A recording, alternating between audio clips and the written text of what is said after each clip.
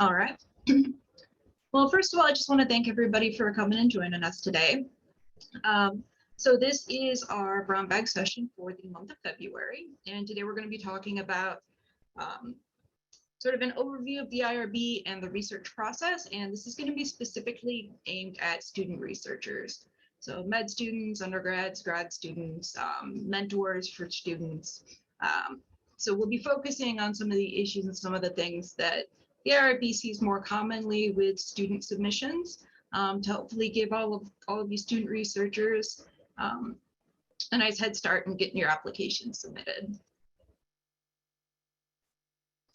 So it's kind of an overview. We will be covering a couple of different things. What is the IRB? Do you need IRB approval? Tips and tricks for working through the SMART forms, contacting us. There'll be a variety of different things. And this will be, so we are recording. This will be posted on our website. Today or tomorrow is generally when it'll be up. It'll be on the Education Other Resources page with the other recordings. And so you'll be able to check it out there if you've missed it. So first off, what is the IRB? So the IRB stands for Institutional Review Board, and the Institutional Review Board reviews research involving human subjects. The goal is to protect the rights and welfare of participants, and essentially what we do is we make sure that research that's happening involving people here at UF complies with local laws, state laws, UF policy, federal regulations. So one of the things that we always like to emphasize is that the goal really is to facilitate research. We want to work with our investigators and our study teams to make sure that you all can do what you need to do. You can do the research that's so important while still staying in compliance with these laws. So we really are here to protect you, to protect the participants, and then to protect UF. So there's a couple of different IRBs at UF. We're going to talk about 01 and 02. There is an IRB 03, but that's not something that you're going to commonly encounter in the world of student research. So IRB 01 is what we call the biomedical IRB. So if you're conducting research that involves any sort of protected health information, medical studies, medical tests, that goes through IRB 01. IRB 02 is more social sciences. So if you're not collecting information about people's health, you're not accessing medical records, anything like that, your study will more likely be at IRB 02. And we'll kind of come back to this a little bit later, but that's a general breakdown of these two different IRBs. Do you need IRB approval? We get this question quite a bit, and the answer is it depends. The big question is the project designed to contribute to generalizable knowledge, which can be a bit difficult to, it's kind of a vague definition. So sometimes it's easier to explore things that are considered research and things that are not considered research. So if we have research, the overall goal is to test hypotheses for answering questions. If it's biomedical, the goal is to establish clinical practice. Usually you have a set study design that you're going to be following. You have specific data points that you're going to be collecting. And then you're going to want to somehow synthesize this information and make it generalizable to other cases. So you're going to write up your findings, you'll present it at conferences, write it up and publish it in journals, because you think what you're going to get from this project is going to be something that everybody could use, everybody can apply to their own work. Classroom projects are something that is done solely for the purpose of completing course requirements. Generally speaking, classroom projects don't require IRB approval. I'm linking to our investigator guidelines down here because they are going to tease all of this out in a little bit more detail. But classroom projects are, again, something that we see a lot, people doing research within the classroom setting. And then quality improvement projects are another thing that we see a lot. And there's a fair number of student projects that are quality improvement. Quality improvement projects are designed to assess or improve processes or systems. So it's exactly what it sounds like. You're not interested in drawing conclusions about the impacts of an educational program, and you're not interested in applying that to schools everywhere or everywhere where the program might be implemented. You just want to know this particular program in this particular school. If we change the days of the meetings, is that going to help? If we have information and we put it on a website instead of on a flyer, is that going to give people more information. So it's very focused on an individual setting. And quality improvement projects don't require IRB review. So if that is what you're working on, you don't have to submit to us.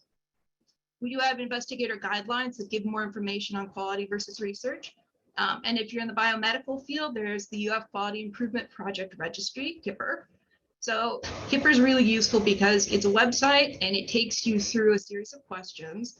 And you answer the questions, you provide a little bit of information. And at the end, if the project is quality improvement, the program kind of can tell based on what you've answered the questions. If the project is quality improvement, it'll give you a little certificate saying this is quality improvement, and you save that to your computer with your files and you're ready to go. You don't have to submit to the IRB. Of course, if there's ever any question about whether or not you need IRB approval for something, you can always reach out to us. We're happy to help out. And there's various ways of getting your project evaluated for quality improvement purposes. But just reach out to us if it's something that you're not sure about. But I do want y'all to be aware that there are certain things that we don't need to see. We're going to spend most of the time talking about projects that do require IRB approval. And so these are the big ones. So you're prohibited from beginning any study activities before approval.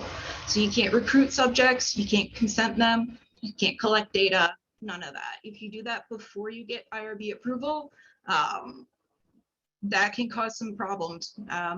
We've had people be told that they can't keep the data. There have been a variety of consequences. And this is because the IRB needs to be able to look at the study before it gets started to make sure that participants' rights are being protected and that all of the applicable laws and regulations are being followed. Likewise, if you have a study that's already been approved by the IRB, you can't make changes to it and just go forward. You have to submit changes as study revisions and get approval for that before changing it. So this is something where, you know, if you're changing the layout of a flyer, if you're changing how a question is worded, if you're adding an experimental group to your study, all of that is stuff that has to be submitted to us. And so we say no, all changes, no matter how minor. And the reason for this is things that can seem very minor actually can have a pretty big impact. So the example I always like to use is in the biomedical field, the difference between 0.05 and 0.5, it's one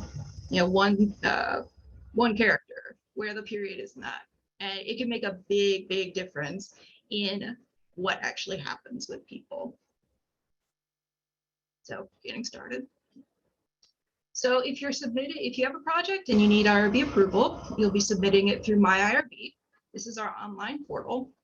You will start off with registering for My IRB, and that is on our website. You'll click that second tab right there, My IRB, and it'll give you information about registering for the site.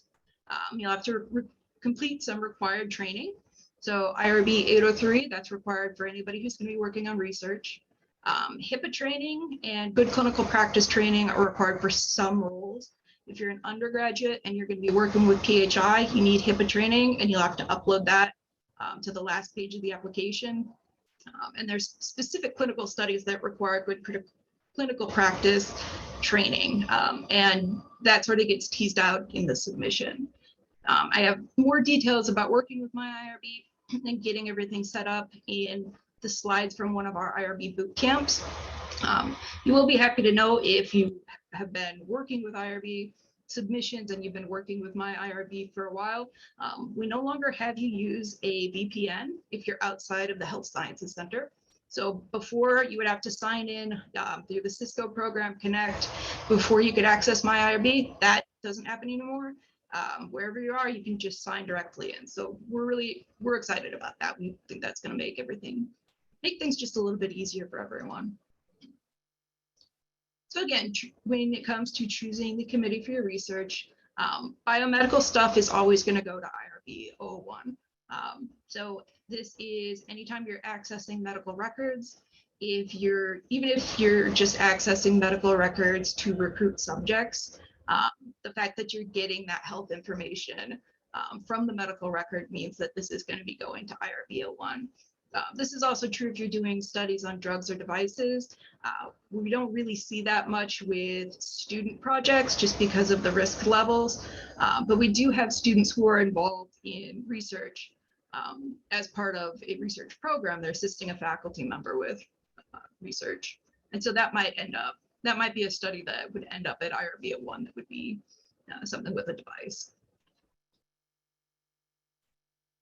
IRB 2 is going to be our social sciences. So if you're doing surveys, if you're using Qualtrics, you're recruiting people on Amazon MTurk, you're interviewing people, focus groups, but you're not collecting any sort of health information, that's going to be something that can go to IRB 2. And the reason it's important to get the committee right is because there's different paths through the application. So if you pick IRB 1, you're going to be asked a lot of different questions that pertain mainly to medical research. It's just not going to be applicable to you if you're not doing medical research. So by picking IRB 2 up front, it'll make the application a little bit more streamlined because it's not going to be asking you about what is your plan for protecting medical records. There's a variety of questions that you just won't get asked.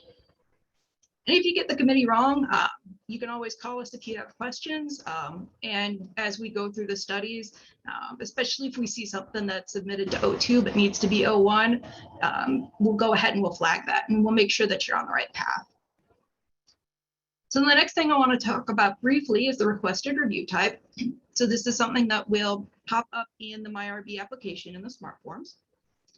And essentially this is determining the review path through the IRB. So we have different types of studies. They cover different types of information. They have different restrictions, and they're going to ask you different questions. So the MyRB setup, the smart forms are designed to populate with different pages and show different questions depending on what you're doing. The idea is if you are doing you're doing a survey, if you're posting flyers with QR codes, and you're not collecting any data about people, anything that's going to be identifiable, that is going to be something that has a different risk level than if you're doing even interviews about sensitive topics. So the different requested review types are designed to tease out these differences and make sure that the IRB and the reviewers have what they need to look at the study and get everything ready for approval. And again, this is something that if you pick the wrong requested review type, it's not the end of the world. We'll work with you. We'll get you set on the right track. So we have a couple of submissions that are more common for students.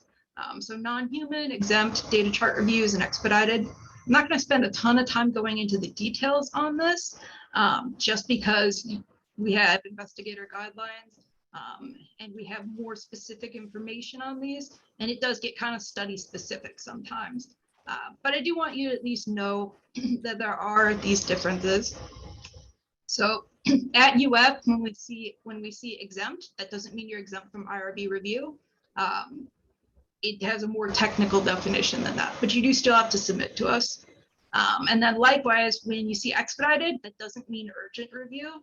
It just means that this is something that's not going to be heard by the full board. So those are two things that we very, very commonly encounter. And so they're kind of worth highlighting. So this is the actual smart form where you would check what is your requested review type. So you'll be able to see this here, and then we've got more information about that. The very first thing you're going to be asked when you start your study in MyRB is the committee. So remember, IRB 1 and IRB 2 are different. So make sure you're checking the one that you want to submit to. And I want to spend a little bit of time talking about research roles and study staff. So when we talk about this, we're essentially asking who's going to be working on the study and what are they going to be doing. So this is going to be mostly question 5 and 6, so that very first page. So the principal investigator and then the study staff. So for student submissions, you're going to have at least 2 people involved. You, the student researcher, and then some sort of faculty mentor. The faculty mentor might be the primary investigator. They might be the first one on that list if that's the way you decide to run things or if your study requires it. and then you would be listed as a co-investigator. Or we do have students who serve as PIs, but you're going to have at least 2 people on there. So if you go to submit and you've only got one, you're probably missing something. And UF students, you're always going to have to check UF student. So it's one of the boxes. You just got to make sure it shows up there. So can students serve as PIs? And again, the answer is it depends.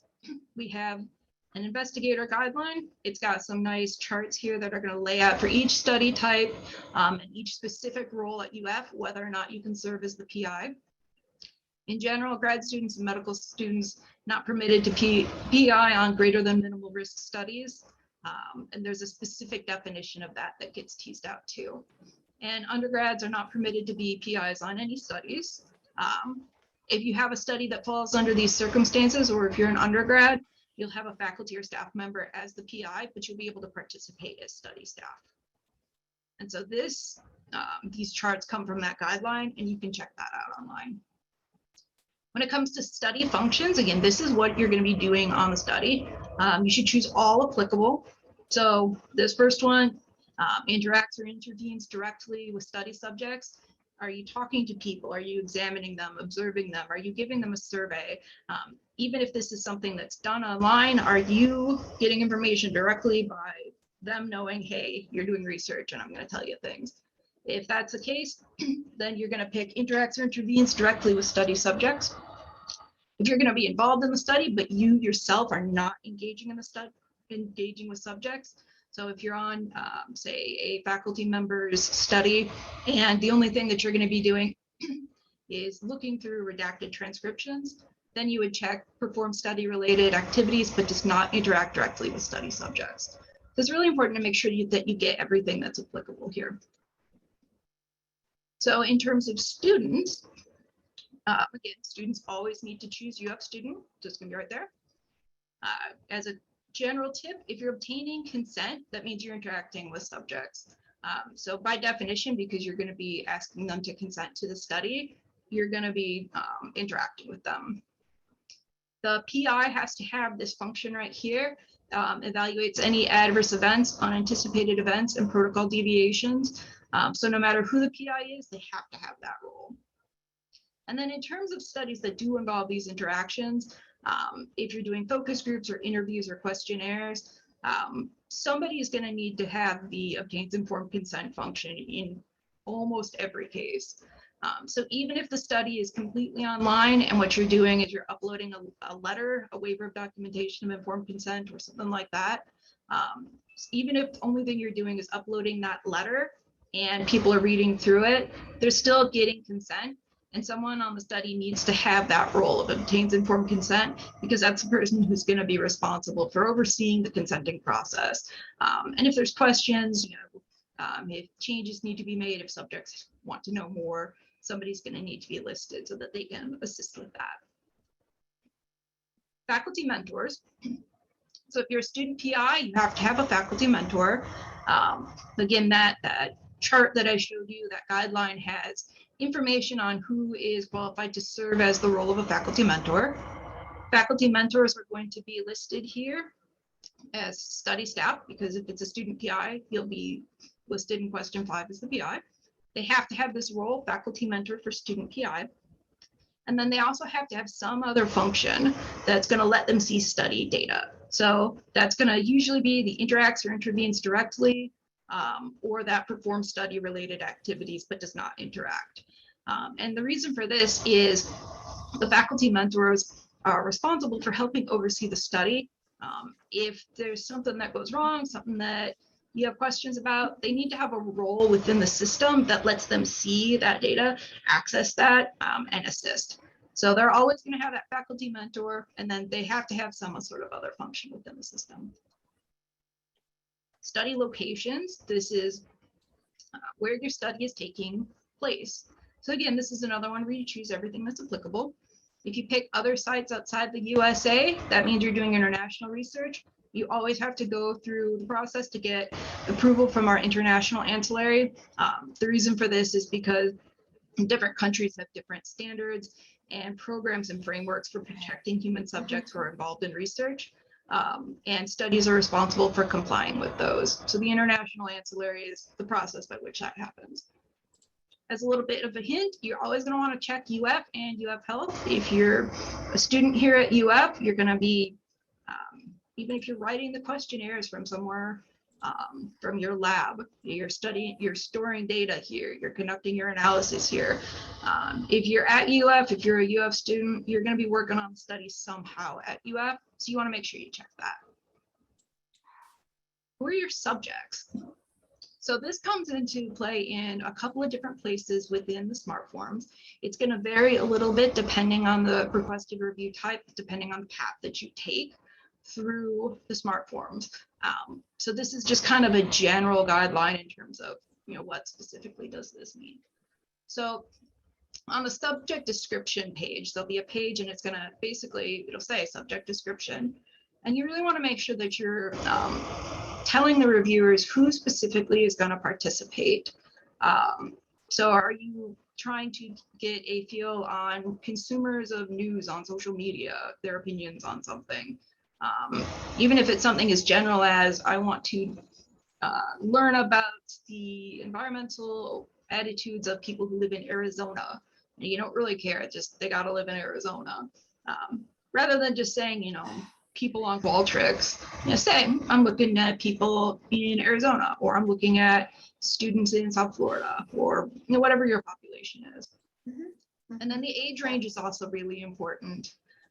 So Florida law is going to require parental consent for subjects who are under 18. This is just, it's going to happen. We sometimes have studies that want to include 17-year-olds, and they're going to have to get parental consent for that. So it's something to keep in mind. If getting parental consent is something that's going to be difficult for your study design, you may want to consider only limiting it to people who are over 18. Vulnerable subjects, that's going to come up in a couple of different SMART forms too. So this one at the top it says vulnerable subjects SMART form. And it's going to ask you if you're enrolling any vulnerable subjects. So there's another page that will ask on some study paths, that will ask you whether or not you're enrolling subjects of childbearing potential. So that means women who are between 9 and 62, and then whether you're having a pregnancy test.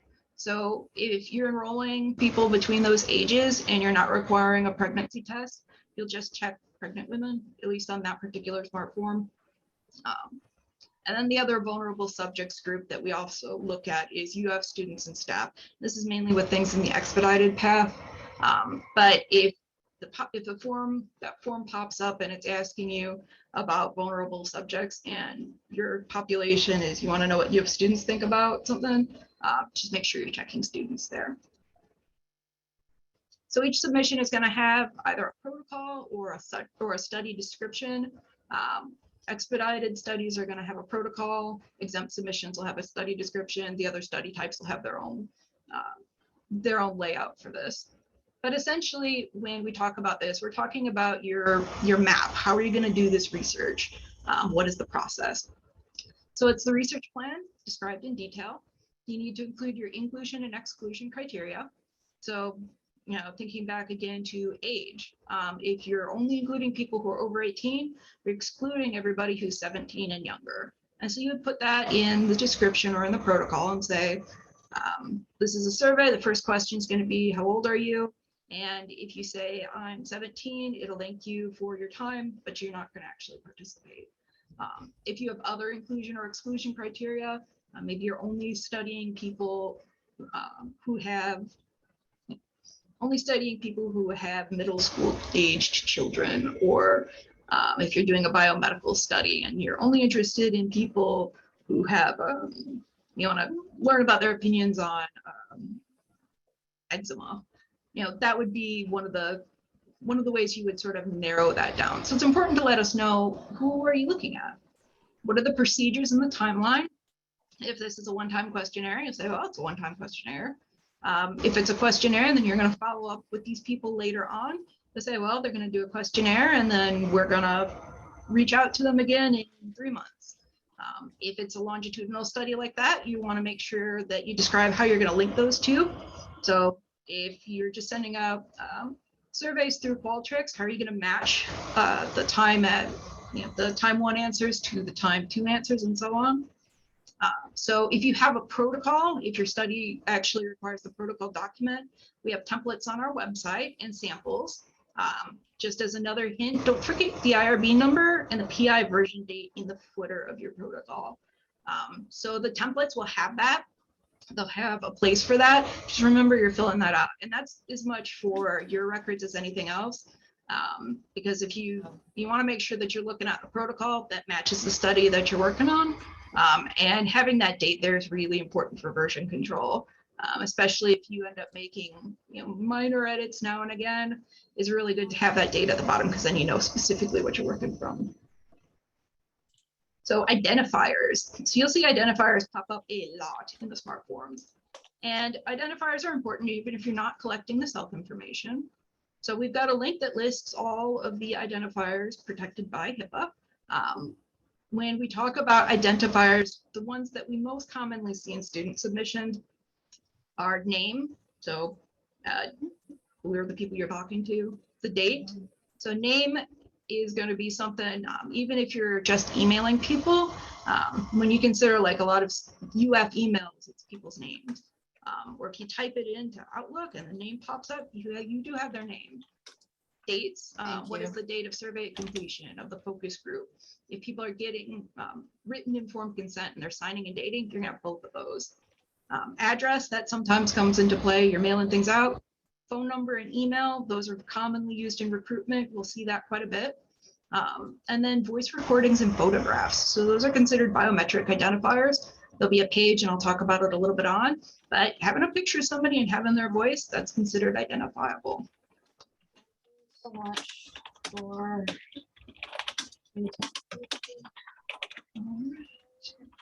so this is sort of where that comes into play a little bit more. There's a couple of smart forms that will ask you specifically about identifiers. So the one is the data collection certificate of confidentiality smart form. Oh. I'll ask if you're collecting identifiers. And this other page, this information sources and identifiers smart form. So that's where these questions are from. So the first one is going to ask where you're getting your information. You're almost always going to want to pick subject, because the subject is who's going to be answering your questionnaire or doing your interview. So they are giving you information. That's one of your sources. And then this third one asks about all the identifiers that you're going to use or collect. So it doesn't only mean I'm including people's email addresses or their addresses in my final analysis, probably addresses. But it doesn't just mean that. Are you using these things for recruitment? Is that part of how you're going to get people to participate? If so, you're still collecting them. So you want to make sure that you mark all of the ones that are applicable here. And so that kind of goes back to this page. These are pretty commonly used ones. And so for this, it will show up here. So if you're video recording, full face photographic image, and then biometric identifiers. And if you're just doing audio recording, it'll just be the biometric identifiers. There's another question on here, question 2.0. It's going to ask you to provide your data collection and storage plan. It can be a little easy to miss, but make sure you're giving us that info. Yep, so this third question is really asking about the specific identifiers. And it is just sort of a general note. There's a lot of different ways to talk about data. So we talk about data that are coded, de-identified, anonymous. So if you're talking about truly anonymous data, that means there's no connection to any of these identifiers whatsoever. There are ways of collecting truly anonymous data. If you went out into if you went out to Plaza and you had somebody fill out, you left surveys out there in a box and said, fill it out and stick it in there, didn't ask any questions about that, provided you do it in that specific way, that would truly be anonymous. When we talk about de-identified data, that means that there are these identifiers included, but the data set that you have has had them pulled off. So if you have a spreadsheet, name, date, email address, all of the responses and you chop off those columns, that's a de-identified data set. If you keep those columns and you link them together, so you've got name, email address, phone number, participant 1, and then on your other spreadsheet, you have participant 1 and then their responses, that data is considered coded. And so it can seem a little bit, it can seem like the distinctions aren't that significant, but it has a really big impact on how data are stored, and it has a lot of implications for privacy. So general smart form tips. Make sure that you're filling out all the questions, not just the ones that are marked required. Submissions are going to ask you for a lot of information, and we're not doing that just so that you spend more time filling out the smart forms. The questions are there because we want to make sure that the reviewers have all of the information that they need to get the study reviewed. They know exactly what's going on, and you can move that submission through the process really quickly. So read the question text carefully and then use the help text. So on the right-hand side of the page, there's a lot of times information about specific questions that'll help you answer it. And then some questions have a little question mark bubble that if you click on that, additional screens will pop up, and it'll tell you what are the expedited categories, what are the exempt categories. And it's really useful just because there's a lot of information that you're being asked about. So these are really there to make sure that as you're actually in the weeds of filling out your application, maybe you don't remember all of those categories. Well, you can just take a look right there. And then with student submissions, again, we see a lot of social behavioral stuff. So it's really important to upload copies of all your questionnaires exactly as participants are going to see them. Just as sort of a general thing. If subjects are going to see it, if your participants will see it, you want to make sure that the IRB gets to look at it too. So we're going to talk a little bit about types of research, types of research that we see more commonly in student research. So one of the ones is online research. There's a lot of submissions that are surveys or experiments, and they're conducted completely online. You never actually see the participants. You send the links and you get your information. A lot of online research is exempt. There are exceptions, and so you want to make sure that you're checking out pretty carefully the exempt categories and some of the other guidelines that we have on requested review type. But online research, a lot of it is exempt. So even if it's exempt, even if it's online and all people are doing is filling out a questionnaire, you still are required to give some sort of consent document to subjects. So in most cases, you're going to be asking for a waiver of documentation of informed consent. If this is an expedited study, I'll get into that a little bit more on the next slide. But a waiver of documentation of informed consent is essentially subjects are still being informed of their rights, the risks, the benefits, and all of that stuff, but they're not signing an actual document. So we have templates for these letters that let people know sort of what they're getting into if they are going to be participating in your study. Usually online research, what ends up happening is that's uploaded to the first page of the questionnaire, and then people say, yes, I agree, or no, I don't agree. So it's shown to people right before the beginning of the survey. We have templates for 01 and 02. We've got templates for confidentiality language if you're using something, like Qualtrics or some other site where there's data policies. So that is the letter that people are going to see. For expedited studies, you want to upload that letter on the upload waiver of documentation of informed consent smart form. We do sometimes see people attach that letter to the beginning of their questionnaire and then also attach it either on that waiver of doc page or on the miscellaneous page. We really don't advise that. We advise if you have a letter, if you have some sort of consent document, really only upload it on one place in the smart forms. And the reason for this is if you find, oh, I need to make an update to my consent document, and then you go in and you update it in Qualtrics and you submit the questionnaire again, but you forget to update the document as it's uploaded on one of these other pages, you can end up with a submission that has two different versions, and that can cause problems down the road. So for version control, it's really a good idea to only upload things in one place. If for no other reason, then you don't have to remember, Okay, update questionnaires and update this other page. For exempt studies, question 3 in the miscellaneous smart form is a place where you can also put that document. So a little bit more about international research. So international studies are submitted to the IRB.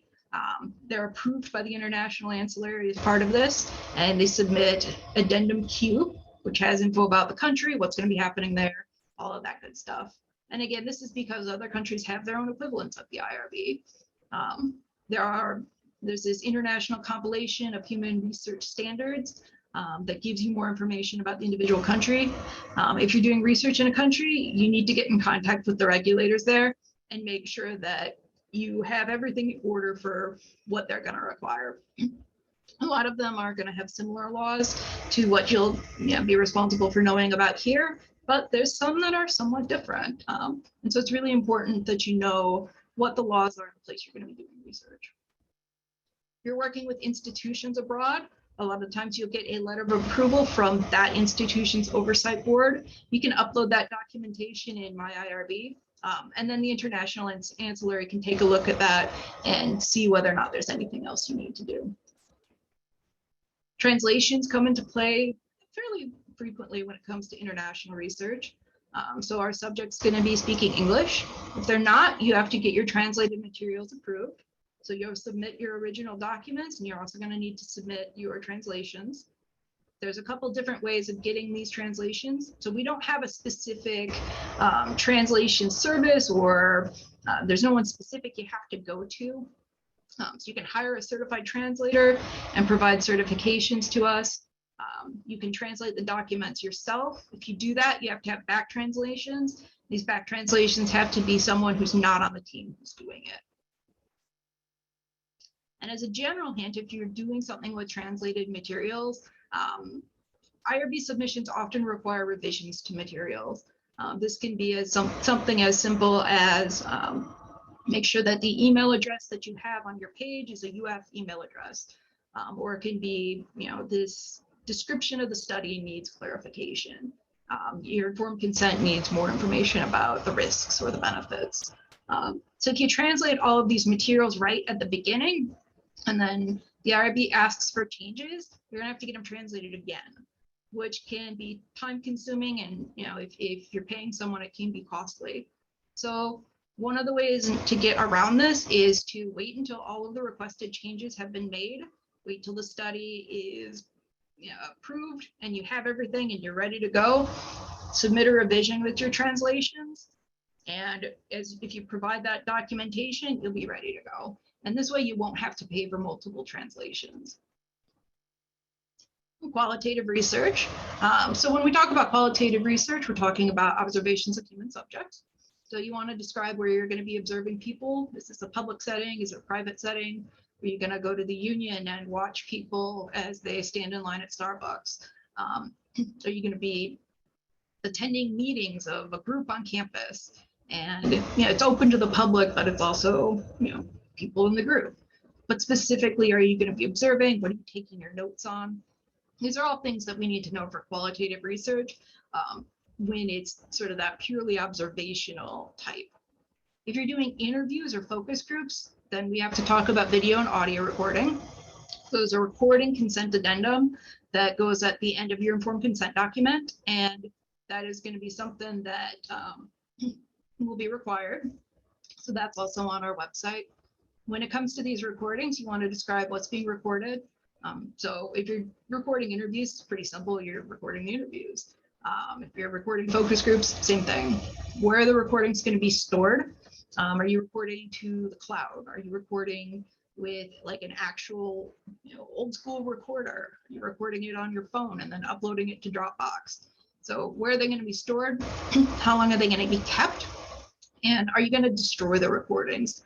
A lot of the times these recordings, study teams will keep them until they're translated, and then they'll listen through the recordings one more time and read through the transcripts just to double check, and then destroy the audio recordings, the video recordings. And that's one way of de-identifying recordings. So if the transcripts don't have any names, and now you don't even have the original audio video, you just have a transcript with participant 1, participant 2, That data can't be linked back to anybody.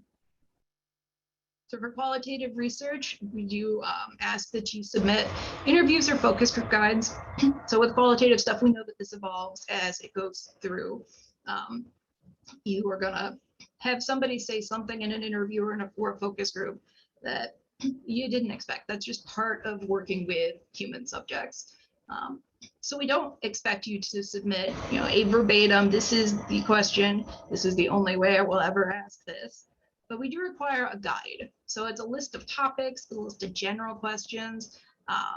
If you decide you're going to ask your focus groups about something completely different than you had been working on before, so if you're interviewing people about fisheries and then you say, actually, we want to know about forestries too, that would be something where you'd submit a revision to the IRB and say, well, we're also adding these other questions. But we do know that qualitative research has that sort of ebb and flow of human conversation. And then back to the issue of transcription. So there's no official UF transcription service. This is something that you will find either on your own or some people transcribe it themselves. There's nothing official that you have to use. And then just describe whether or not you're going to be keeping identifiers and how. So the IRB review process, this is sort of what you'll see when you submit. Once you finally hit that submit button and the study is no longer in pre-submission, it's submitted in my IRB. It'll go through pre-review by IRB staff. And essentially what this is looking for, are all of the regulations satisfied? Are all of the materials included? If you have an expedited study, do you have a protocol document? Do you have any sort of recruitment materials? If you're submitting, if you're going to be recruiting through postcards, have you included all of that? So it's really designed to catch the big things. And so we look for it, we look to see whether it meets acceptability standards. If it doesn't, then you'll get the study back. It'll say changes requested. The PI will have to resubmit. There'll be specific pages and specific questions that you'll be asked. And you'll go ahead and respond to all that and then resubmit. If the acceptability standards are met, then it will go on to review.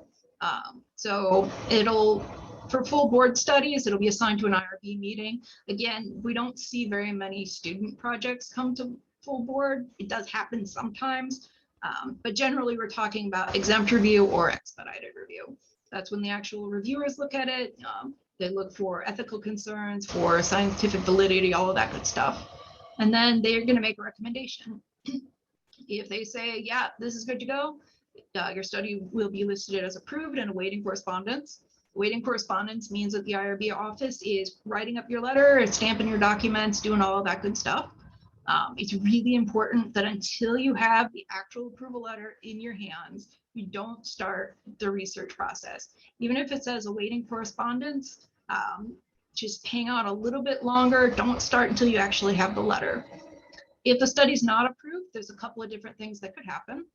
It might be approved with contingencies, which means the reviewer says it's basically ready to go, but there's a couple little cleanup things you have to do. It could be needs reply, which means the reviewer has other questions, other concerns that need to be answered. Full board studies can be tabled, which means you have to go back to full board. And all of these things are going to get sent back to you in my IRB. You'll have to answer the reviewer's questions, make any changes, and then it'll go through that review process again. And it's a process of working with reviewers, even get into that final stage where the study is approved and you have your correspondence documents. So I've got a list of resources here. There's a variety of ways in which you can get in touch with us. We have a lot of stuff on our website. We have investigator guidelines. You can sign up for our listserv and our newsletter, and you can always reach out. So that's one of the things that we like to emphasize is if you have questions about something, just ask. You're never going to get in trouble for asking, and it's a lot of the times way better to ask than to assume. So if you have questions about creating a submission, if you have questions about something that happens while you're doing research, just give us a call. Somebody will always pick up, always be happy to answer, and we'll be able to get you the information that you need. So with that, do we have questions?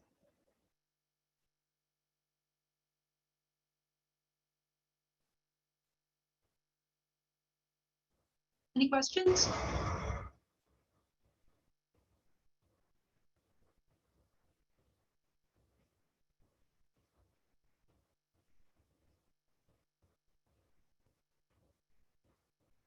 All right, so this, it is a lot to take in all at once. There's a lot of information. So the slides in this video will be posted online. My overall goal was just to get the information to you. Some of these things you'll start to see questions as they apply to your individual study once you go through it. So if you don't have questions now, again, always feel free to reach out. And thank you very much for coming, and we hope that we see you at our next session.